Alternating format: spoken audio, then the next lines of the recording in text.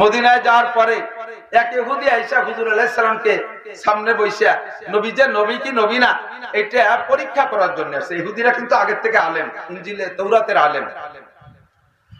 তো আয়েশা বলতেছে, ইয়া মুহাম্মদ আইয়ুল বুকাতে ফিদ দুনিয়া হাব্বু ইলাল্লাহ ওয়া আইয়ুল বুকাতে আবগাদু ইলাল্লাহ ফিদ দুনিয়া।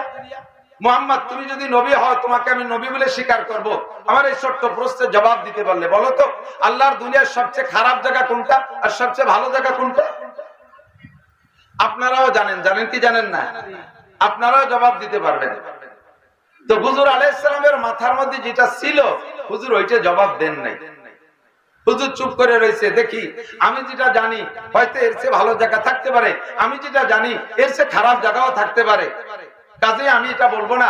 আর আল্লাহ পাক আমার সম্পর্কে সার্টিফিকেট দিয়েছেন, মা ইয়ানতিকু আনিল হাওয়া ইন হুয়া ইল্লা ওয়াহয়ুহা।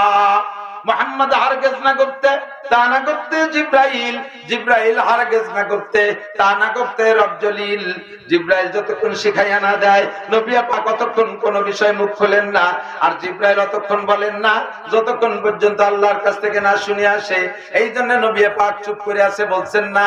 ইহুদি বলে তাড়াতাড়ি বলো, যদি বলতে না পারো আমি ঘোষণা দেব মুহাম্মদ ভুয়া নবী। জোরে কন্না নাউজুবিল্লাহ। আমার নবী হক না বাতিল? বাতিল না হক? ভুয়া না আসল?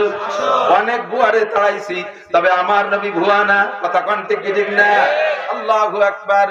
এবার নবী চুপ করে বসে আছে। ইতিমধ্যে জিব্রাইল আসছে। জিব্রাইল আইসা কয়, মা তাহজান ইয়া রাসূলুল্লাহ। হুজুর কি চিন্তা করছেন? হুজুর কয়, সালাল ইহুদি আইয়ুল বুকাতে ফিদ দুনিয়া হাব্বু ইলাল্লাহ ওয়া আইয়ুল বুকাতে আবগাদু ইলাল্লাহ। ইহুদি জিজ্ঞাসা করেছে দুনিয়ার ভালো জায়গা আর মন্দ জায়গা কোনটা? আমি যা জানি তা বলছি না। জিব্রাইল তোমার জানা আছে নাকি বলো?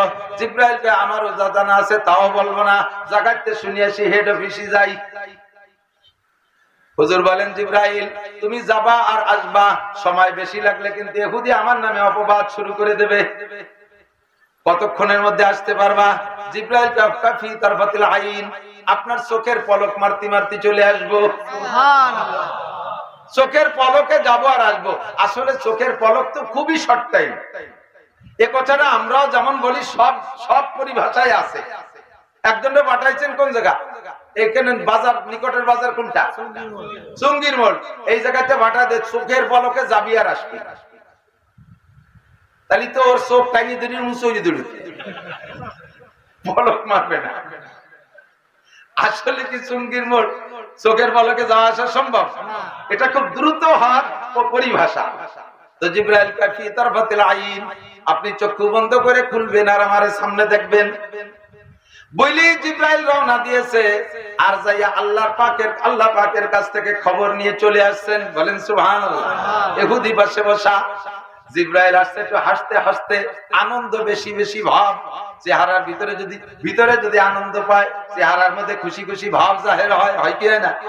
তো জিব্রাইল হাসি হাসি ভাবে আসলে হুজুর বলেন, জিব্রাইল খবর কি যা বল শুনতে পাঠাইছি তাই, তার চেয়ে বেশ নাকি তার চেয়ে বেশি, নাকি তোমার কোনো প্রমোশন হইছে? এত খুশি খুশি ভাব কেন? জিব্রাইল কে হুজুর আমার আনন্দের কারণ হলো আমি অন্যদিন আল্লাহ পাকের কাছে যাইয়া কথা নিয়ে আসি। একটা সীমারেখা আছে, ওই সীমারেখার ওপাশে আমি যাইতে পারি না। ওই জায়গায় যে আমি অপেক্ষা করি, আল্লাহ পাক কথা শিখাইয়া দেয়, সেখান থেকে নিয়ে চলে আসি। আজকে আমি যাইতে যাইতে আল্লাহ পাকের বেশি কাছে চলে গেছি। কেন গেলেন? অন্যদিন আরশে আজিমে যাওয়ার সময়, আল্লাহর কাছে যাওয়ার সময় আমার দুইটা ডানা দিয়ে উড়াল দিয়ে যাই, আমার দুইটা ডানা দিয়ে উড়াল দেই। আমার দুইটা ডানার গতি এত, শক্তি এত, একবার যদি দুইটা ডানাকে বাড়ি মারি আমি 1 সেকেন্ডে 1,86,000 মাইল পথ যাই। দুই ডানার বাড়িতে 1,86,000 মাইল পথ যাই। আর আজকে ইহুদিরে বসায় রাইখা খবরটা তাড়াতাড়ি আনার জন্য আজকে আমি দুই ডানা ব্যবহার করি নাই। আপনার খবর বার্তা বহনের জন্য আমার 600 ডানাকে একবারে ব্যবহার করেছি। ও ভাই, দুই ডানায় যদি 1,86,000 মাইল যায়, 60 ডানায় কয় কিলো যায়? ও ডবল না? ডবল। আরে রাডিং চালান, মোটরসাইকেল চালান, 4টে 5টা গিয়ার আছে না? এক গিয়ার দিলে যতটুক যায়, 2 গিয়ারে কি গতি তাইছে ডবল না আরো বেশি? 3 গিয়ারে 3 গুণ বেশি না আরো বেশি? 4 গিয়ার দিলি মাত্র 1 গিয়ারের থেকে 4 গুণ বেশি না বহু গুণ বেশি? 5টা মেরে দিলি কি 5 গুণ বেশি না সবটুক বেশি? ফাঁকা রাস্তা পাবেন আর পিকআপ মোড়াবেন, খালি চলতে থাকবে, ঠিক না? যদি 2 ডানা 1,86,000 মাইল যায়, 600 ডানা কত মাইল যায় তা বলার কায়দা নাই। যানবাহন যত দ্রুত গতি হয় তারে ব্রেক করতে করতে ঘষতে ঘষতে সদূর চলে যায়। আরে বাইসাইকেল জায়গায় ব্রেক করা যায়, ভ্যান জায়গায় ব্রেক করা যায়, মোটরসাইকেল একটু সময় লাগে, প্রাইভেট কার ঘষতে ঘষতে চলে যায় 20-30 হাত। আর বিমানের গতি বেশি, ও 3 মাইল ওই পাশে খড়িতে খড়িতে চলে যায় 1.5 কিলোমিটার। জিব্রাইল কয় অন্যদিন 2 ডানায় গেছি বিদায় জায়গা মতো যে ব্রেক করে ফেলি, আজকে 600 ডানায় উঠছি বিদায় গতি এত বেশি হয়ে গেছে, আমি সেই সীমা রেখা পার কইরা আল্লাহর এত কাছে চলে গেছি। মা কানা বাইনি ওয়া বাইনাল্লাহি হিজাব ইল্লা রিদা আল কিবরিয়া, আমার আর আল্লাহর মাঝে শুধু তার বড়ত্বের পর্দা ছাড়া আর কোনো পর্দা ছিল না। আমি আপনার এই সুন্দর সংবাদটা আনতে গিয়ে আল্লাহ পাকের এত কাছে চলে যাওয়ার কারণে আমার আনন্দ বাইরা গেছে। সুবহানাল্লাহ।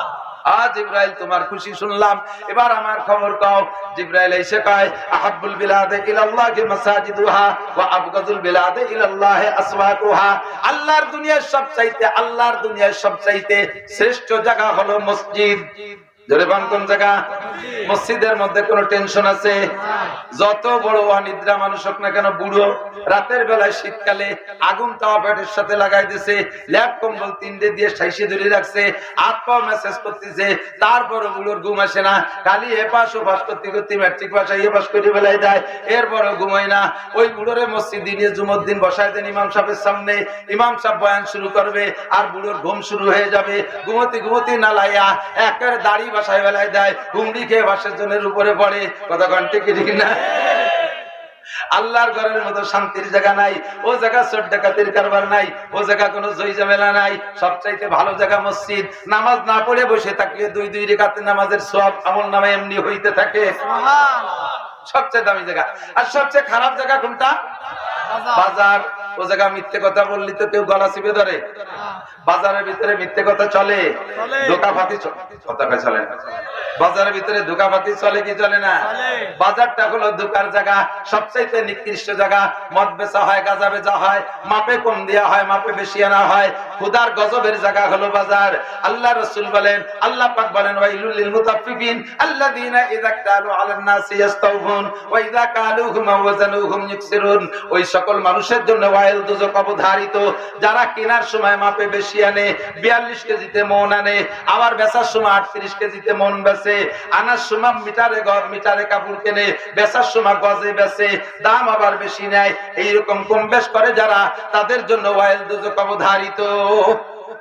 সবচেয়ে খারাপ জায়গা, ঠিক ঠিক না?